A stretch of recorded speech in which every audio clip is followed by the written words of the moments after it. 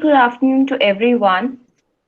Forum for Democracy Learn invites you to an online discussion series on National Eligibility Test 2020, The Road Ahead. I am Anjali Chahal, associated with Forum for Democracy as an advisor.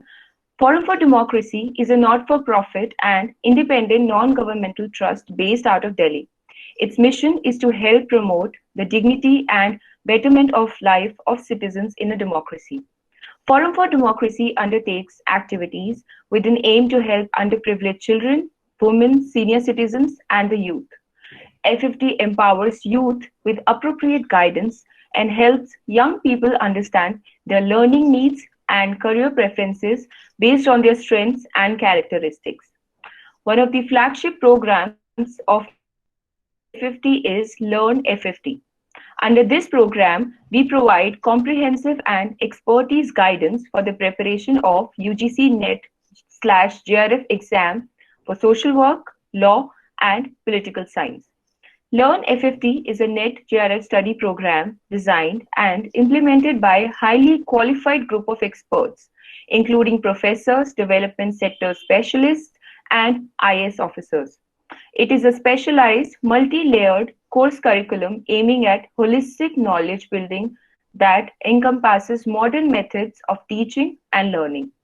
Its simple and sustainable course framework, having real-time automated system of upgradation and assessment, makes it possible for students to access it from anywhere. FFT also offers customized test series to help each student realize one's full potential and work on areas of improvement. FFT also provide reasonable fee structure and reason-based fellowship to the aspirants. The preparation strategy of Learn FFT includes online practice tests, periodic progress evaluation, online course material, and exhaustive reference list. UGC NET determines the eligibility of an individual for the post of an assistant professor or junior research fellowship in all the Indian colleges and universities. The benefits of clearing this exam includes the opportunity to join universities as an assistant professor,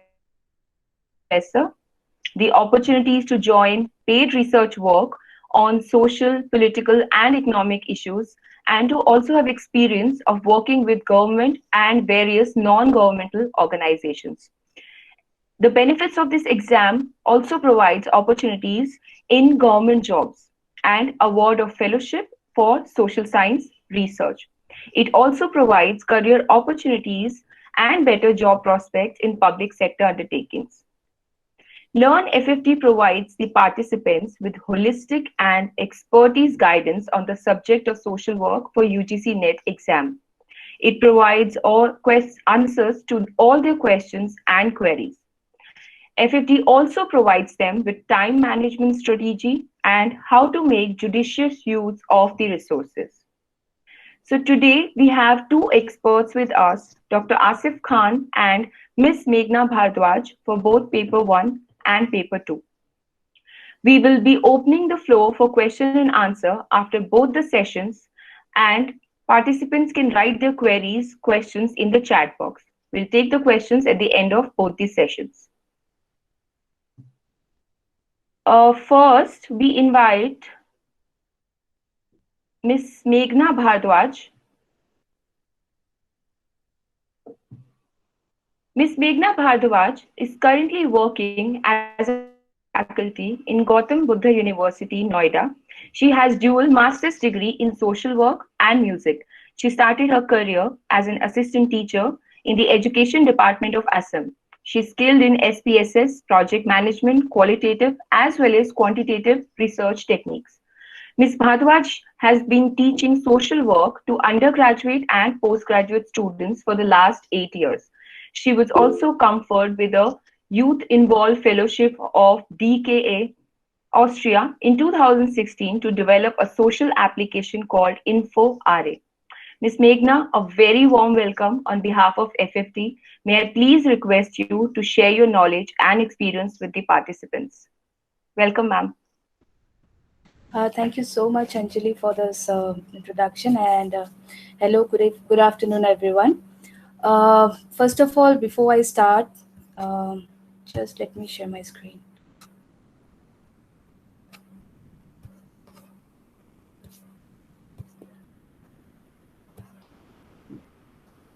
Okay, so first of all, I would like to thank F50 for organizing and bringing up this wonderful series of preparation for the NET JRF preparation, and they're doing a commendable job by helping the students with the flagship program of F50 Learn. In my presentation today, I'm going to share a few tips for paper one, which will be helpful for you, and I hope that it will help you in cracking out the NET exam this time.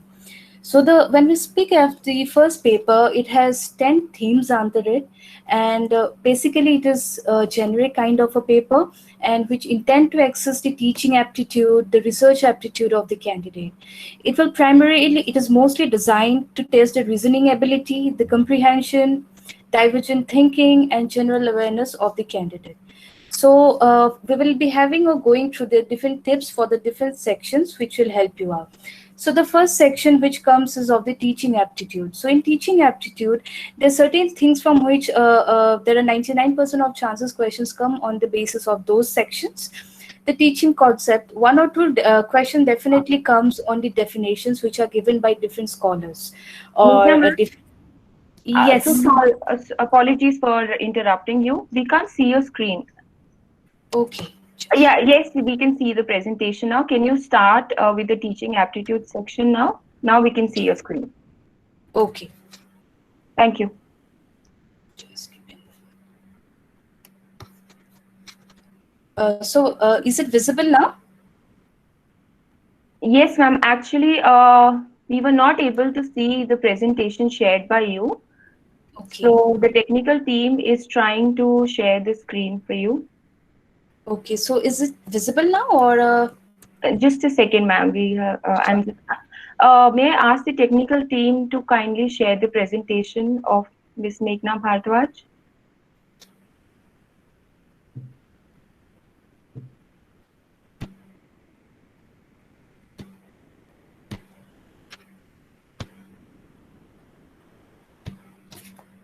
So is it visible now? Can you check once again, please? No, ma'am, it's not visible. We're trying from our end. Okay.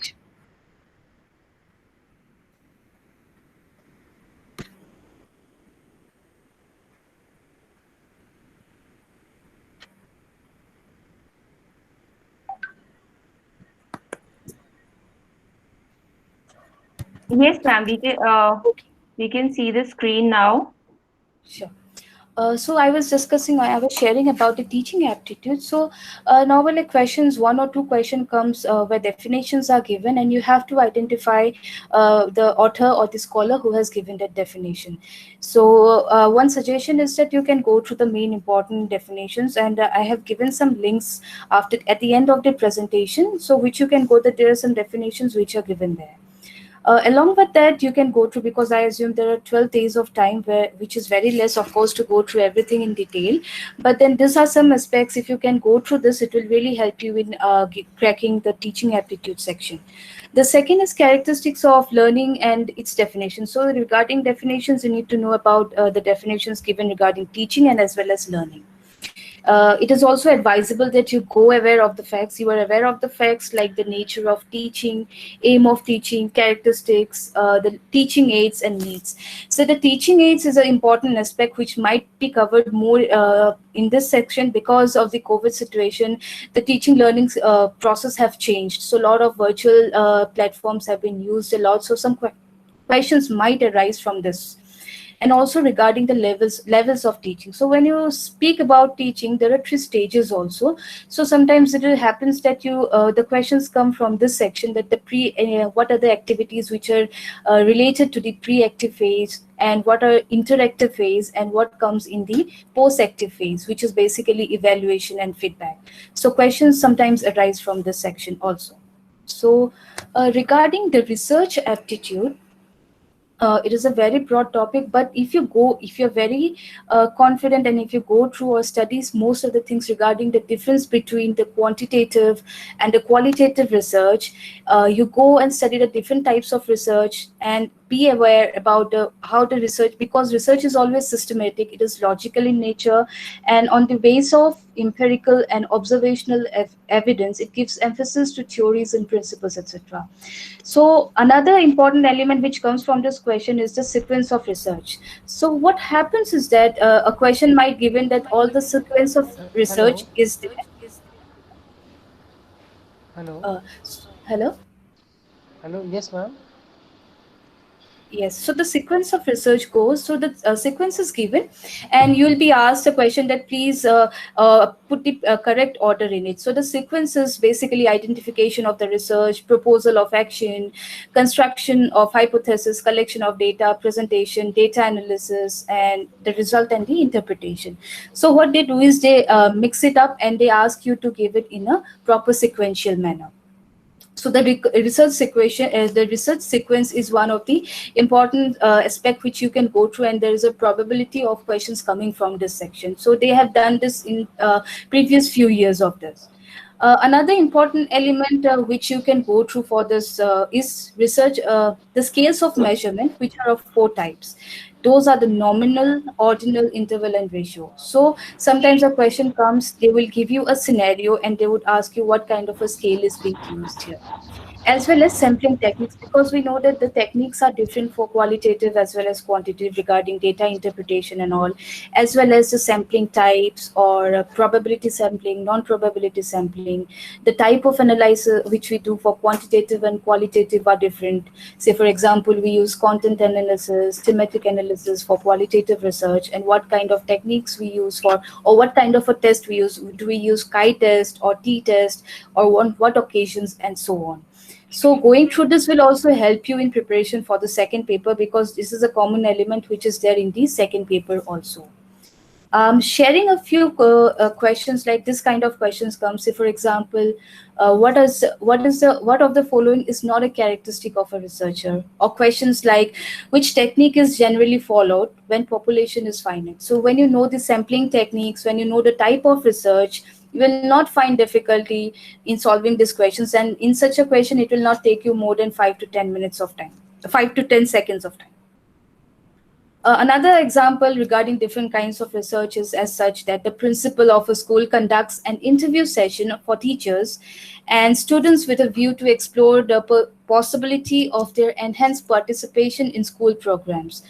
This endeavor may be related to which type of research. So they will be giving you certain scenarios in which you have to, so from the basis of that scenario, you have to find out or identify what kind of a research is that. Let's talk about the next section, and this is one of the time-consuming section for many of them, but for some who are fast readers, this session takes not much of a time. So there are two tips which I would say, there are two actually techniques which normally people follow in solving this. The first technique is that when people read the paragraph first and then read the questions later on. So even when we do this, there are different ways of doing this. The most common method which people follow usually is read the whole paragraph and then the questions. So in this process, you can sometimes write down or mark the points which you feel that it is important, or you also try to find out the information which is provided in the passage, you mark them out. This helps you understanding the passage in a proper manner. And there is another method for this, is that you skim the paragraph. You read the first few lines, then you go back to the questions, and then read the last lines, and so. What happens usually in reading comprehension is that the first question is usually from the first few lines, the second question is followed by the next, and so on. So that is one tip you can follow. Also, what I would suggest is that try to mark some words which are unknown to you, or it will be obviously both. So sometimes there might be a question which comes at least suggest a synonym for the certain word from the passage. So in certain cases, it might happen that you may not know the meaning of the word. So in such a situation, try to understand the gist of the sentence. So when we say gist, it is basically the general idea, the structure, and the tone of the passage. And that is what the author is talking about, what he's saying about the subject, what is the message that he wants to convey. So once you figure out this thing, you will get the gist, and this will help you in building up the thematic composition as well as the logical sequence of the passage. So once you do that, it will help you in solving the questions. But I would suggest a second. This is the most suggested and recommended way, where you read the questions first and the paragraph later. The first way is good for those people who are fast readers, who can read fast, and that they will be able to cope up. But if someone who takes time, so this process or this method is recommended. So what you do is that you're supposed to read all the questions. So one way is that you read all the questions first along with the options, and then go through the passage, try to find out the answers directly. So your purpose is just to find the answers instead of just trying to understand the meaning. So this is one of the recommended way. Another one is that you read a question with all the options, then go to the paragraph to find the answer, then come to the second question, and likewise. So you are going through question by question. And as I have suggested, that the first question answer will be in the first few lines, and so on. There are other two methods which is where people sometimes used to follow, is that instead of reading the whole passage, you read the last paragraphs thoroughly, because it will give you a gist or the idea what this paragraph is all about. But then I would not suggest this. The best method is to go through the first few lines, try to find the answer, and so on. So what I would say, this section, if you are able to understand that this is a sure short answer, and because from one paragraph 2 to 3 questions comes, and 2 to 3 questions from the second. So if you are able to understand the lines, and you are able to cope up, so this is a sure short place where because the options which are given are not very hard, so it is easy to identify, and the answers are mostly direct in nature. Another section which is important is communication. So sometimes a few questions is normally given from the communication section, and these questions are normally given from the perspective of a teacher's perspective, because you'll be teaching. And there are certain aspects, if you go through this short period of time, which is remaining of 12 days, which are like the types of communication, communication barriers, or the process of communication, definition of communication given by various scholars. This will really help you out in solving this. Also, what you can do is, while you are preparing for this, you can make some diagrams on your notes. So say, for example, the communication process, instead of writing a note, you can just prepare a diagram on your notes. So by just looking at the diagram, you can have, so when you are revising for this, it will help you in grasping the idea easily. Mostly this section is theoretical in nature, and so make sure that if you make some handy notes, some short codes, and some diagrammatic thing, it will help you out in revising. So there are 1 to 2 questions which come from this, and it is basically theoretical in nature. And basically in the last few years, they have included questions from this barriers of communication process, and the types of questions, as well as definitions. So this is another section from where definition comes. This is one section when sometimes people get scared of, because it includes number series and letter series, sometimes relationships, and they will be giving you a scenario where you need to find out the relationship between two persons, or a certain number is missing in a number series. You are to find out the missing number, or to find out the error which is there. So not to worry about it, even if you're not a very fluent with maths, or there is no relation to that. So basically what you can do is, these questions they already have some logical framework pattern, which is based on elementary mathematical concepts. So it is not very something hi-fi. It will be very simple arithmetic concepts which are included in this. So sometimes a sequence can be given, or a series will be given, where and you have to predict the next number which will come in the sequence. Sometimes the sequence is given and there is a number which is wrongly put, or a letter which is wrongly put, and you have to identify it. So in order to solve this kind of a questions, there are a few things you need to practice during these days. One is, try to analyze the pattern, such as whether it's a prime number, it's perfect square or cube, or series of known numbers, or whether it's an AP or GP series, and so on. Suppose if there is nothing as such, then you might try to do calculation or difference of the given series. So you might find that if you add 1 or 2, the series goes on like this. So you try doing calculations between the given series, and you might find a logical sequence on that. Even if in case you are not able to find that, then try to observe the pattern which is indifferent. Say, for example, if they're doing some regular pattern, say from 2 they go to 6, then 6 to 12, then 12 to 24, or if there is certain regular pattern in the known numbers. Also, you might see that there might be a slow growing numbers, which might be an additional series, and maybe a subtraction if the numbers are decreasing slowly. But if you see that the numbers are going rapidly, it might be a square series or a cube series or a multiplicative series. Also, if you find that the sum or the numbers of a particular, it's not coming up according to all the previous tips which we have followed, it might be a alternative number series. I'm sharing you an example for how it might come. Say, for example, in this section, we see that if we see from the back side, we see that the letters are coming serially, but it's from the back side. In the second one, same. So we need to find out the logic, and once we find out, we find the answer is very easy to follow. Now let's talk about the relationships. So when we talk about the relationships, it's important that we know, say for example, they normally include 3 generations above to 3 generations below. So it is important if we know that what we call, suppose a male who is 3 generations above a person, whether it's a great grandfather or maternal great grandfather or maternal great grandmother or so on.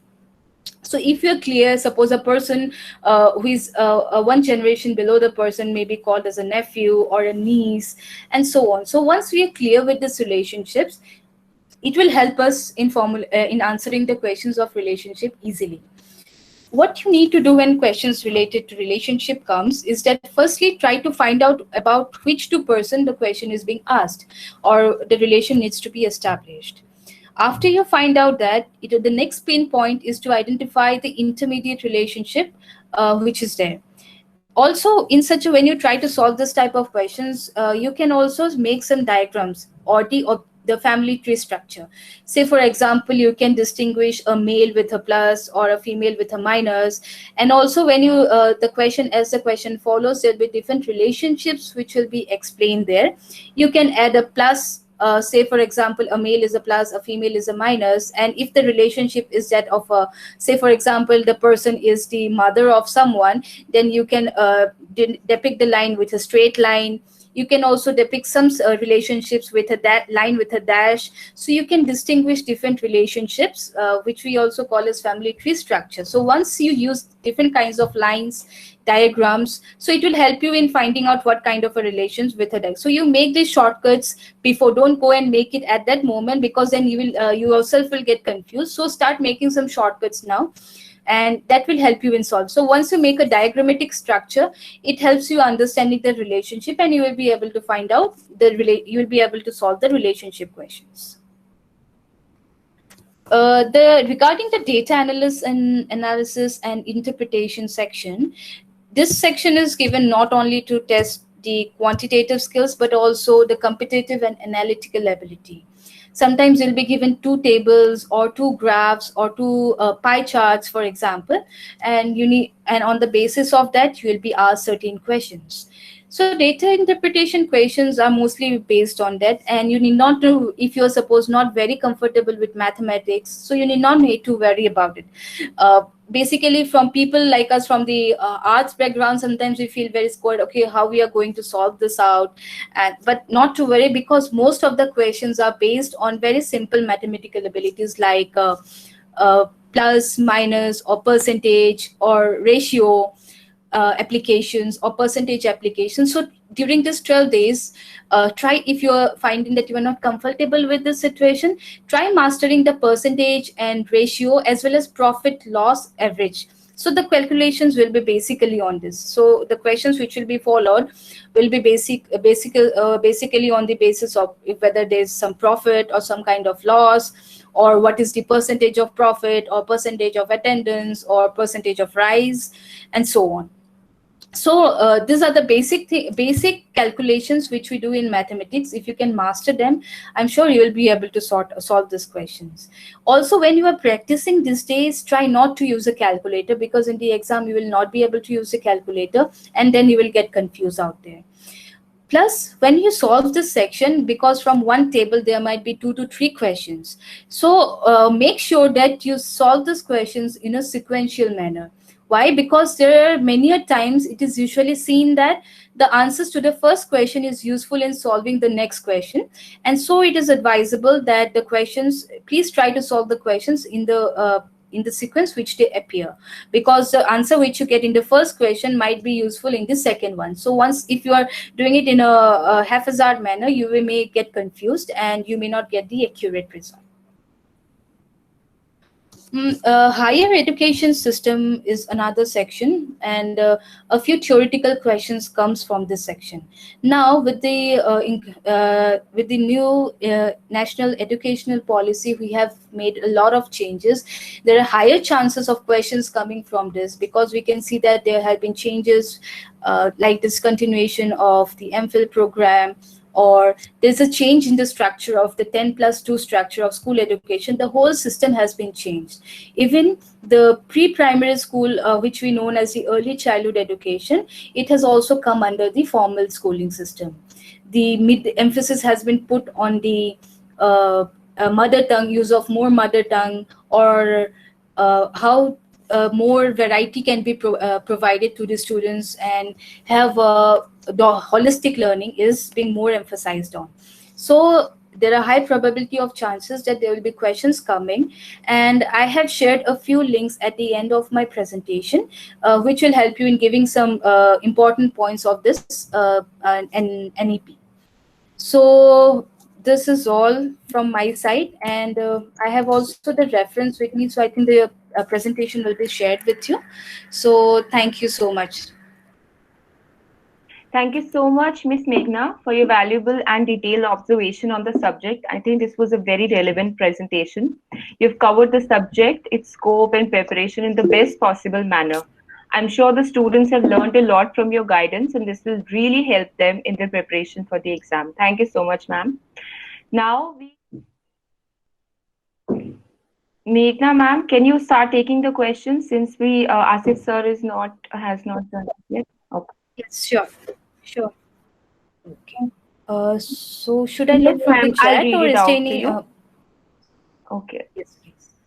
So someone has asked, how many questions will be asked from the Indian logic? This was to Dr. Khan.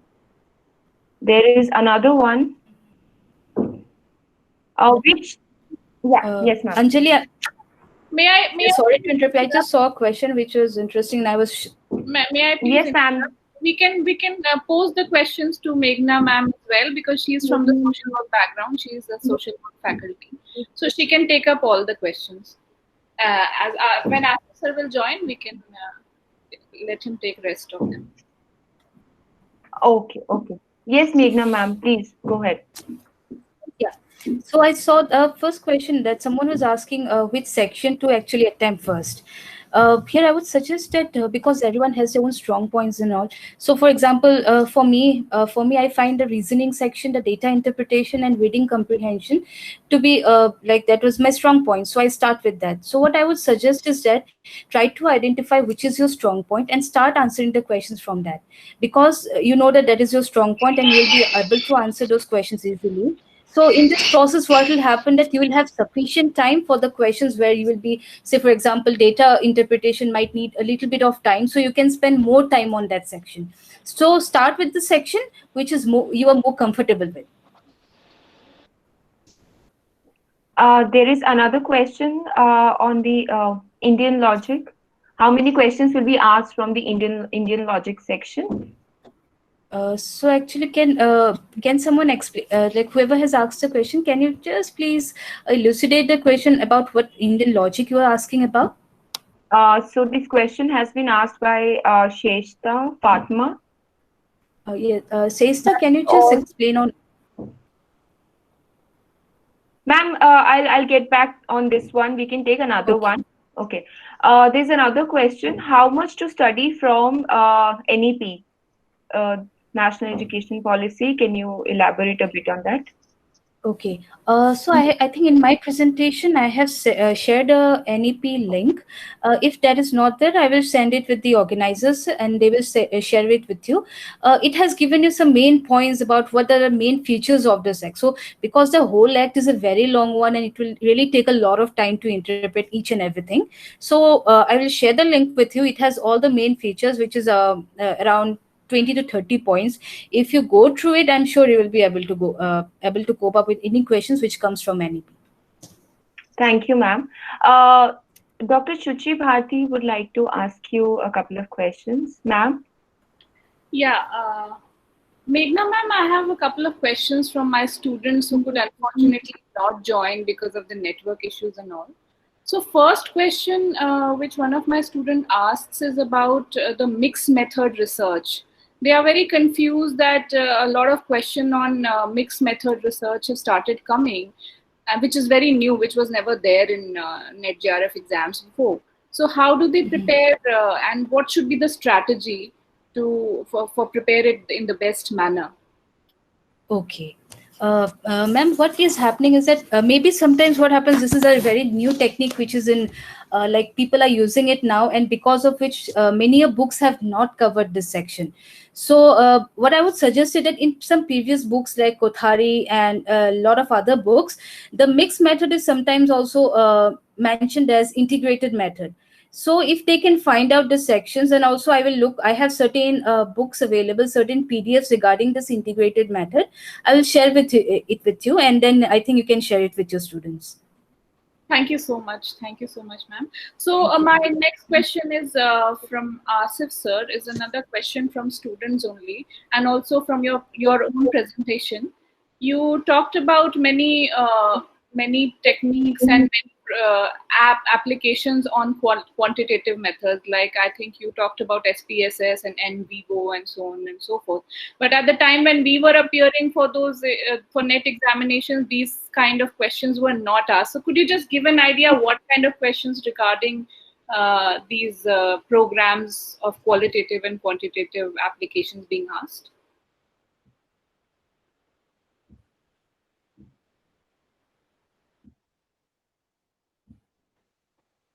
Asif sir, you are muted. Kindly unmute yourself.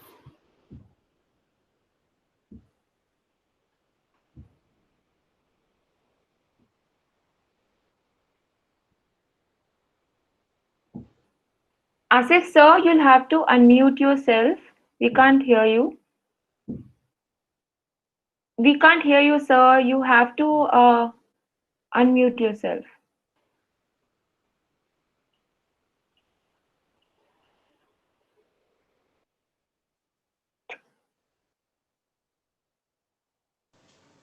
Hello. Yes, sir, we can hear you now. So, ma'am has just asked me that what kind of questions would be asked from qualitative and quantitative research. See, ma'am, technology has taken a much share so far this research is concerned. So, I was suggesting that since technology is being used now in research at very length, so therefore students should be known should know about the use of data softwares. So therefore, I was suggesting that they should read about SPSS, NVivo, Atlas TI, Max QDA, and all these things. They can read about all these software packages from any of the basic book, or they can Google about that and just read about that. Normally, it has been seen that they won't be asked at a very problematic questions. Normally, basic questions would be asked, so there is no problem to read about all these. Data softwares. Sometimes the very definition or the full form of these data softwares being asked, like what SPSS. Asif Khan, sir, has again left the meeting. I think his network is not stable. No problem. We have another student's question from Sure, ma'am.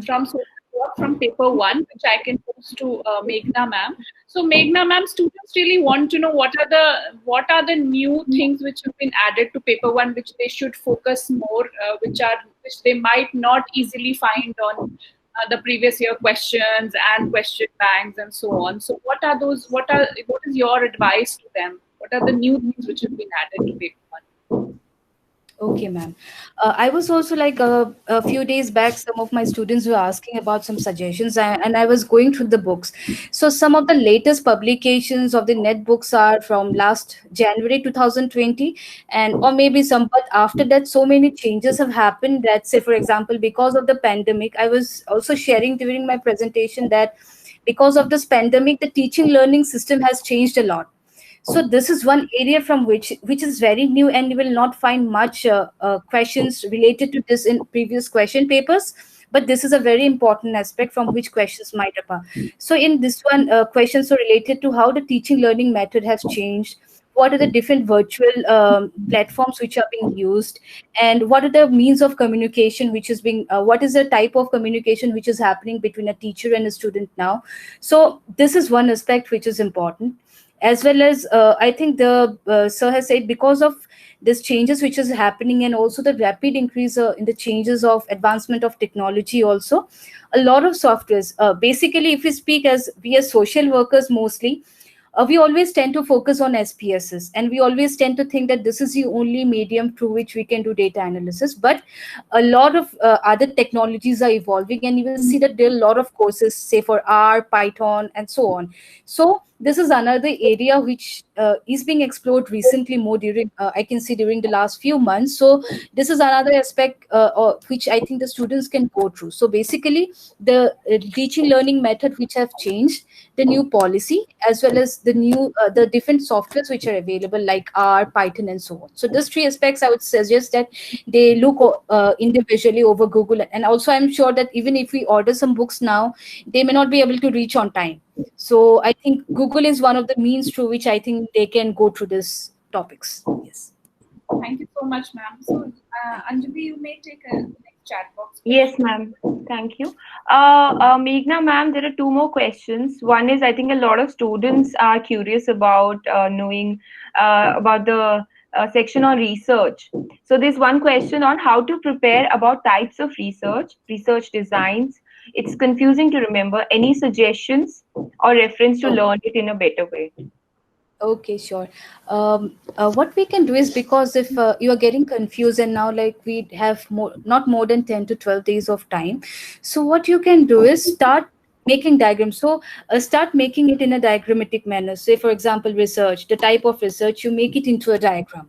Then out of that research, what are the different kinds under those? And also start writing one-liners below that. So in this way, you're preparing your notes in a diagrammatic. So you read it from there.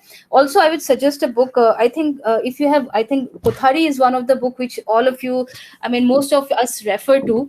So they have explained a different type of research designs in a very easy manner.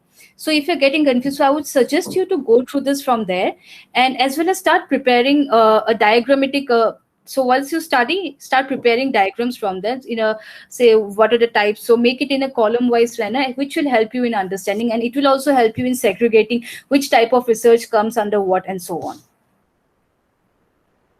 Thank you, ma'am. We'll take up one last question.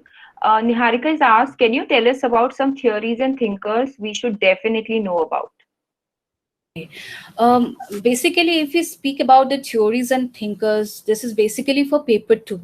And in paper 2, we look, because there are a lot of cognitive theories, social learning theories, which are very prevalent. I mean, it is almost used in whether you are from a master student or a bachelor student. This is one of the important essential element in social work. So I would suggest to go through the social learning theories, the cognitive theories, and also go through the Maslow's theory. So I have seen questions coming from these theories a lot. Okay, thank you. Thank you so much, Meghna, ma'am. I'm so sorry, Anjali. Yeah. I have another 2 questions from students who could not join the session because of Sure, ma'am. issues. So first question, Meghna ma'am, is that one of my students is asking, there are many questions from social policies which come and social legislations as well. So do you have any advice? Because there are many. So how do they prepare for that? So many policy years and all of that important things. Yes. So I would suggest one thing, because I have seen syllabus of many universities, and I am sure that every universities include some kind of a section or a paper which include this kind of policies. So I'm sure you have gone, so every one of you have gone through this, at least some or the other policy. So what I would suggest, and I'm also sure that there are 2 to 3 questions which always ask that please, if they will ask your section, suppose the Labor Act, the Child Labor Act, Prohibition Act. So on which year was it enacted, or on which year was it amended? So what I would suggest is, because you have 10 to 12 days of time to prepare, make a list. So make a list of maybe around 20 important. So once you Google, you will find the top 20 to 25 policies and legislations of India and write the dates on site. I'm sure. And if you review it every day, say for in the morning, you just review the list for 5 to 10 minutes every day. I am sure it will make you just easier to cope up with such questions. Because related to policies and legislations, mostly it comes about dates or what is the age included in such a such act or policy and so on. Very, very relevant advice, ma'am. Thank you so much. So over to you, Anjali. Thank you, Meghna ma'am. I think you've made this discussion really relevant. Thank you so much. Before we end the program, I would like to briefly share the web application Learn FFT for the preparation of UGC NET exam conducted by NTA. Learn FFT is a versatile platform with good quality of questions to assist the aspirants in cracking the exam. I would request the technical team to kindly share the screen.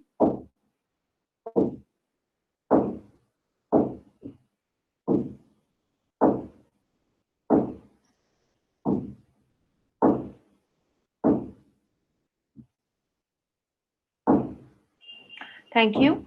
I would like you all to please look at the screen, which is the web link for Learn FFT, which shows a web application developed by FFT.